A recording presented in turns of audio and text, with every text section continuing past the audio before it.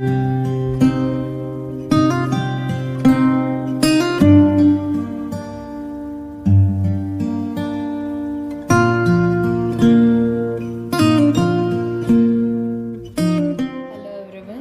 So today we are going to continue with our second chapter of science, that is microorganisms, friend and foe. So in the previous lecture I have told you in brief about what are microorganisms, what are different types of microorganisms, that is bacteria, fungi, protozoa, algae and viruses. Then we discuss some of these images of the microorganisms that are given in your textbook. I hope you have gone through it. Next we have discussed where do the microorganisms live and how microorganisms are friendly to us. So we discussed how these microorganisms used to improve the soil fertility, how they are used in making curd and bread, and for commercial use how they are used in further fermentation process, what is the fermentation process, and how alcohol is made and how it is used for the preparation of bread using the yeast. So that's all we have discussed. Now we will move further with our discussion. So we'll start from page number 20 and the topic is medicinal use of microorganisms. So I'll read and I'll explain it, okay? So whenever you fall ill, the doctor may give you some antibiotic tablets, capsules or injections such as of penicillin. The source of these medicines is microorganisms. These medicines kill or stop the growth of the disease causing microorganism. Such medicines are called antibiotics.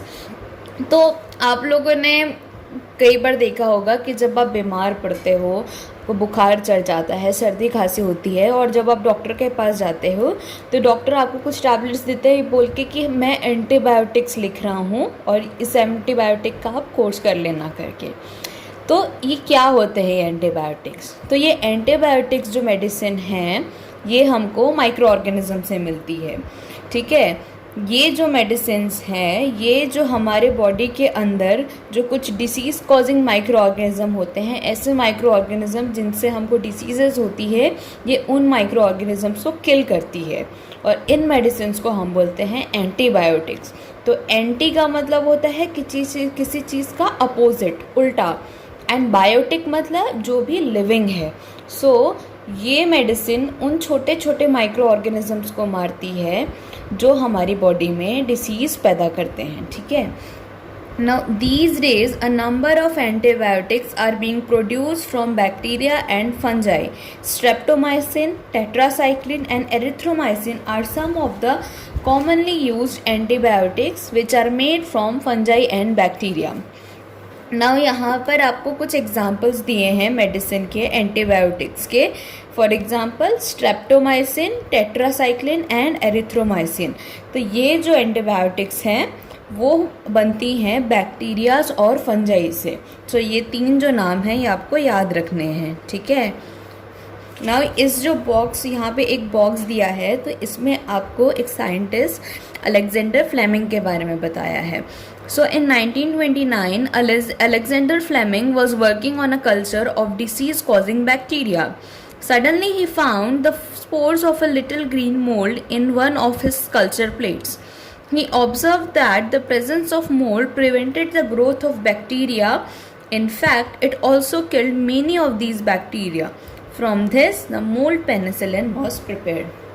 सो ये एक interesting कहानी है कि जो पहला जो antibiotic बना था जो कि पेनिसिलिन है, तो वो बहुत मतलब अचानक से एक्सीडेंटली फॉर्म हो गया था by this scientist Alexander Fleming. So क्या हुआ कि अलेक्जेंडर फ्लेमिंग अपनी लेबोरेटरी में वर्क कर रहे थे और उनकी लेबोरेटरी में बहुत सारी प्लेट्स एंड डिशेस यूज़ होती हैं। तो उनकी प्लेट में कुछ ग्रीन कलर की मोल्ड उगने लगी और उन्होंने देखा कि ये जो ग्रीन कलर की जो चीज़ उग रही है वो किसी और बैक्टीरिया को ग्रो नहीं करने दे रही है और इनफैक्ट ग्रो नहीं करने दे रही है और जो बैक्टीरियाज वहाँ पे प्रेजेंट है उनको वो मार रही है। तो ये जो ग्रीन मोल्ड थी वो आज जा कर के पेनिसिलिन के नाम से हमको मिलती है, ठीक है। And penicillin is an antibiotic, so this was how penicillin was discovered. Now moving forward, the antibiotics are manufactured by growing specific microorganisms and are used to cure a variety of diseases। तो ये जो antibiotics हैं वो कुछ specific, कोई बहुत ही ख़ास जो माइक्रो ऑर्गेनिजम्स होते हैं उनका यूज़ करके बनाई जाती है, और इन एंटीबायोटिक्स से बहुत सारी जो डिसीज़ेज़ हैं उसको हम ठीक करते हैं। Antibiotics are even mixed with the feed of livestock and poultry to check microbial infection in animals. They are also used to control many plant diseases. तो इन एंटीबायोटिक्स को हम जो लाइव स्टॉक है, जो हमारे गाय भैंस है या फिर जो पोल्ट्री है जहाँ पे हम मुर्गियाँ रियर करते हैं, तो उनके खाने में भी हम मिलाते हैं, क्योंकि ये जो हम बहुत सारा पोल्ट्री फीड यूज़ करते हैं कि हम दूध लेते हैं, हम अंडे खाते हैं, हम दही लेते हैं, हम पनीर खाते हैं, तो ये सब जो पोल्ट्री फीड है अगर इसमें कोई हार्मफुल माइक्रो ऑर्गेनिज्म आ जाए थ्रू एनिमल्स तो भी हम बीमार पड़ जाएंगे। तो इसलिए हम ये जो एंटीबायोटिक्स हैं उनको हम इन जानवरों के खाने में मिला देते हैं। We mix them into the feed of livestock and poultry, ताकि उनके अंदर भी जो माइक्रो ऑर्गेनिजम्स है वो मर जाए और हमारे तक कोई डिसीज़ कॉजिंग माइक्रो ऑर्गेनिज्म ना पहुंच सके। नाउ अब इस बॉक्स में क्या लिखा है, it is important to remember that antibiotic should be taken only on the advice of a qualified doctor. So ये सब आप लोगों को बताने के लिए लिखा है कि एंटीबायोटिक्स को बिना डॉक्टर के प्रिस्क्रिप्शन के अपने मन से नहीं लेना चाहिए। अगर कोई क्वालिफाइड डॉक्टर आपको एडवाइस करे, कोई प्रिस्क्राइब करे, तभी आप लोग एंटीबायोटिक लेंगे। Also you must complete the course prescribed by the doctor. और जब डॉक्टर आपको कोई एंटीबायोटिक प्रिस्क्राइब करता है तो वो जितने समय तक उस गोली को आपको लेने के लिए बोलता है उस गोली का उतना कोर्स आपको कंप्लीट करना है। If you take antibiotic when not needed और in wrong dosages it may make the drug less effective when you might need it in future. तो क्या होगा कि अगर आप उसका कोर्स ना करें या फिर जो डॉक्टर ने जैसा बोला है उस हिसाब से नहीं लेंगे, तो जब नेक्स्ट टाइम आप बीमार पड़ेंगे तो जब आपको उस गोली की सच में ज़रूरत होगी तब, क्योंकि आपने इस बार अपना कोर्स अच्छे से पूरा नहीं किया, तो शायद नेक्स्ट टाइम वो गोली आपको असर ना करे। इसलिए आपको इसका कोर्स बहुत समझ के जैसा डॉक्टर ने बोला है वैसा लेना चाहिए। Also antibiotics taken unnecessarily may kill the beneficial microorganisms or bacteria in the body. Antibiotics, however, are not effective against cold and flu as these are caused by the viruses. So, इसमें लिखा है कि आपको unnecessarily भी antibiotics नहीं लेनी चाहिए, कि अगर आप बीमार नहीं हैं और अगर आप फिर भी एंटीबायोटिक्स ले रहे हैं तो जो आपकी बॉडी में प्रेजेंट कुछ अच्छे माइक्रो ऑर्गेनिजम्स हैं, जो कुछ गुड माइक्रो ऑर्गेनिजम्स हैं, वो मर सकते हैं और वो भी आपकी बॉडी के लिए अच्छा नहीं है। यहाँ पे एक इम्पॉर्टेंट चीज़ दी हुई है कि एंटीबायोटिक्स सर्दी खांसी के समय नहीं ली जाती, बिकॉज सर्दी खांसी जो है वो वायरसेस के कारण होती है, ठीक है, और वायरसेस के ऊपर एंटीबायोटिक्स असर नहीं करती है, ठीक है। Now comes vaccines. When a disease-carrying microbe enters our body, the body produces antibodies to fight with the invader. The body also remembers how to fight the microbe if it enters again. If dead or weakened microbes are introduced into a healthy body, the body fights and kills the invading bacteria by producing suitable antibodies. The antibodies remain in the body and we are protected from the disease causing microbes forever. This is how a vaccine works. तो अब vaccine से क्या होता है? Vaccines मतलब टीके। आप लोगों को बचपन में बहुत सारे टीके लगे होंगे, ठीक है, तो उसी को हम इंग्लिश में बोलते हैं वैक्सीन्स ना। अभी वैक्सीन्स वर्क कैसे करती है और हम क्यों लेते हैं इन वैक्सीन्स को? तो क्या होता है कि जब भी आपकी बॉडी में कोई फॉरेन ऑर्गेनिज्म, मतलब कोई एक ऐसा कोई भी एक ऐसा ऑर्गेनिज्म जो आपकी बॉडी का हिस्सा नहीं है और जो बाहर से आपकी बॉडी में एंटर कर रहा है, तो अगर आपके बॉडी में ऐसा कोई disease carrying micro organism enter करता है तो बॉडी में एंटीबॉडीज़ प्रोड्यूस होती है। ठीक है, ये एंटीबॉडीज़ जो है ये हमारी बॉडीज़ के सोल्जर है। ठीक है, ये जो बाहर से एंटर किया हो जो माइक्रो ऑर्गेनिज्म है उसके साथ फाइट करती है और उसको हमारी बॉडी से बाहर निकालती है ताकि हम बीमार ना हो सके। ठीक है, और एक बार अगर कोई माइक्रो ऑर्गेनिज्म एंटर करता है तो उसके बाद बॉडी मतलब ये याद रखती है कि वो कौन सा माइक्रो ऑर्गेनिज्म एंटर किया था और मेरे को उसको कैसे उसके साथ फाइट करनी है। ठीक है, तो ये हमारी बॉडी की जनरल टेंडेंसी होती है। नाउ वैक्सीन्स के साथ हम क्या करते हैं कि ये जो वैक्सीन्स होती है कुछ डेड या फिर वीक माइक्रो ऑर्गेनिजम्स के साथ प्रिपेयर होती है कि हम कुछ मरे हुए या कुछ बहुत कमज़ोर माइक्रो ऑर्गेनिजम्स को लेके उस वैक्सीन को प्रिपेयर करते हैं और उस वैक्सीन को हम अपनी बॉडी में इंजेक्ट करते हैं। ठीक है, अब भले ही वो माइक्रो ऑर्गेनिज्म वीक है पर वो हमारी बॉडी के लिए एक इन्वेडर है। ठीक है, एक खतरा है। तो उस मरे हुए माइक्रो ऑर्गेनिज्म को फाइट करने के लिए भी हमारी बॉडी एंटीबॉडी प्रिपेयर करती है। तो मतलब अटैक से पहले ही हमारी जो बॉडी के सोल्जर्स हैं वो तैयार हो गए हैं। अब जब कोई एक पावरफुल अगर माइक्रो ऑर्गेनिज्म जो डिसीज़ लेके आ रहा है वो एंटर करेगा तो पहले से हमारी बॉडी के अंदर जो सोल्जर्स हैं, जो एंटीबॉडीज़ है वो रेडी है क्योंकि हमने वैक्सीन ली थी। तो जब ये disease causing micro organism enter करता है तो पहले ही जो एंटीबॉडीज़ प्रोड्यूस हुई है वो उसको मार देती है और हम बीमार होने से बच जाते हैं। सो इसी तरीके से ये जो वैक्सीन्स है ये काम करती हैं। ठीक है, several diseases including cholera, tuberculosis, smallpox and hepatitis can be prevented by vaccination। तो कुछ जो स्पेसिफिक डिसीजेज है जो कि यहाँ पे आपको एग्जांपल दिया है, cholera, tuberculosis, small pox and hepatitis, ये सबको अगर हम इसके प्रॉपर टीके लें या प्रॉपर वैक्सीनेशन लें तो इन सब डिसीजेज से हम बच सकते हैं। आप लोग घर में जा कर के पता करेंगे, आप लोग अपने घर में मम्मी पापा से पूछेंगे कि बचपन में आपको कौन कौन से डिसीज़ के टीके लगे हैं। ठीक है, कौन कौन से डिसीज़ के आपको वैक्सीनेशन दिए गए हैं। ठीक है, और फिर उन डिसीजेस की आप लोग लिस्ट बनाएंगे। Edward Jenner discovered the vaccine for small pox in 1798।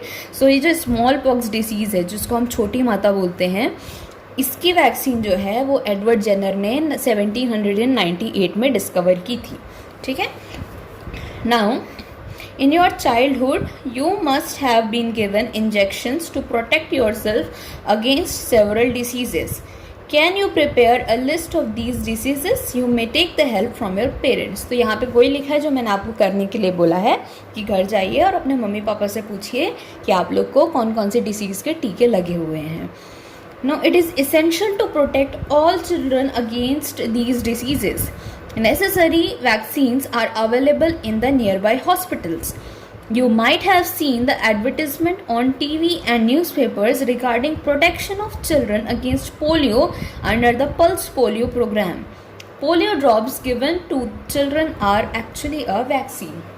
तो आप लोगों को याद होगा कि आपके बचपन में आपको पोलियो ड्रॉप्स दिए गए होंगे कि स्कूल में आते हैं वो एक वाइट बैग लेकर के और बहुत कड़वी सी वो ड्रॉप रहती है, आपको 2 ड्रॉप देते हैं।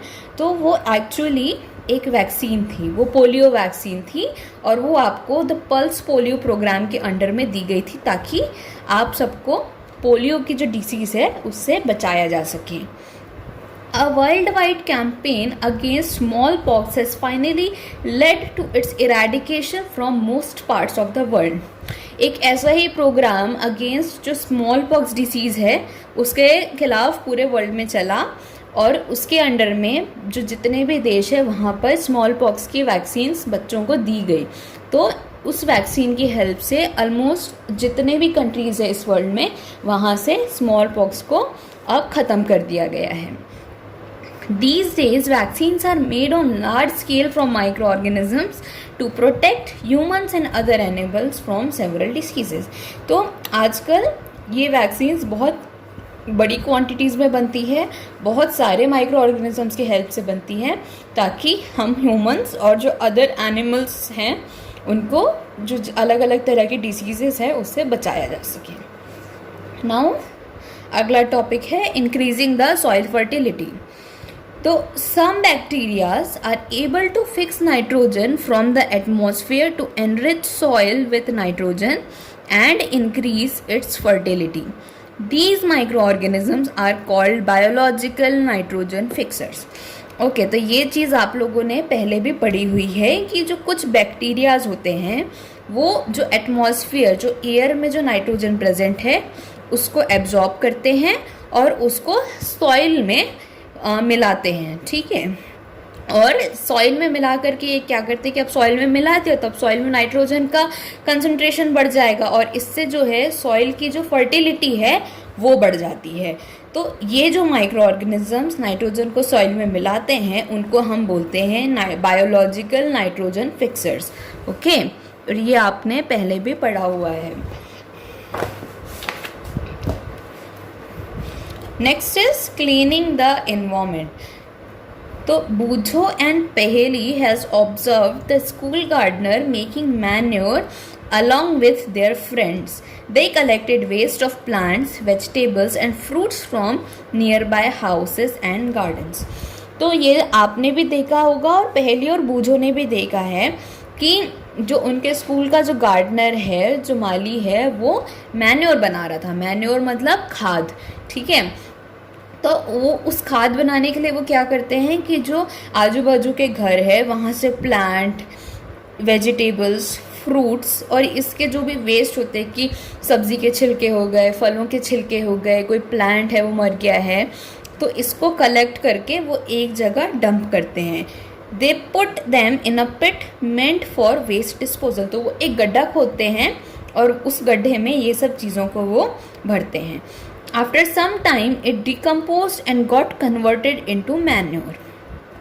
तो जब आप उन छिलकों को, उन प्लांट और एनिमल वेस्ट को जब आप उस गड्ढे में भरेंगे और आप कुछ दिनों के बाद वो देखेंगे तो देखेंगे कि अब वहाँ पर वो नहीं है और वो जो वेस्ट आपने वहाँ पे जमा किया था अब वो खाद में बदल गया है, ठीक है। तो ये एक्टिविटी आप अपने घर पे भी करके देख सकते हैं। ये एक्टिविटी बॉक्स नंबर 2.5 में दी हुई है कि आप 2 पॉट लो और उसमें एक पॉट में आप जो घर की जो वेस्ट निकलता है कि सब्ज़ी का छिलका हो गया, फ्रूट्स का छिलका हो गया, उसमें एक पॉट में वो भर के आप उसको सॉइल से कवर करो और दूसरे पॉट में आप जो प्लास्टिक की चीज़ें हैं कि प्लास्टिक की बॉटल है, प्लास्टिक का टॉय है, वो भर के कवर करो और देखो कि किस पॉट में मैन्योर बनता है, कौन सी चीज़ें डिग्रेड होती है और कौन सी चीज़ें डिग्रेड नहीं होती है, ठीक है। अब यहाँ पर लिखा है the plant waste has been converted into manure by the action of microbes. The nutrients released in the process can be used by the plants again. तो इसमें बोला है कि जो प्लांट वेस्ट होता है वो डिग्रेड होकर के वो जब डिकम्पोज हो जाता है तो उससे मैन्योर बनता है, ठीक है। और उस प्लांट वेस्ट में जो भी न्यूट्रिएंट्स प्रेजेंट थे वो सॉइल में रिलीज़ होते हैं और ये जो न्यूट्रिएंट जो रिलीज़ हुए उसको जो दूसरे प्लांट्स है वो वापस से यूज़ कर सकते हैं।